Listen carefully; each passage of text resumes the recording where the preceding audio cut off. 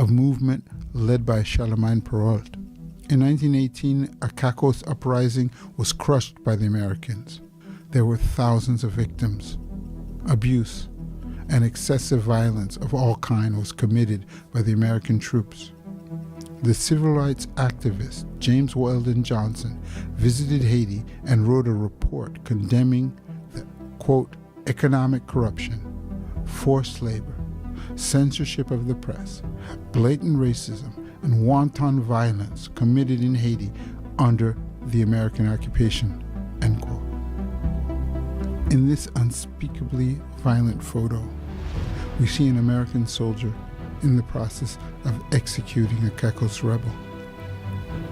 His hands were cut off before he was killed. On the ground lies the body of another man who was probably just executed.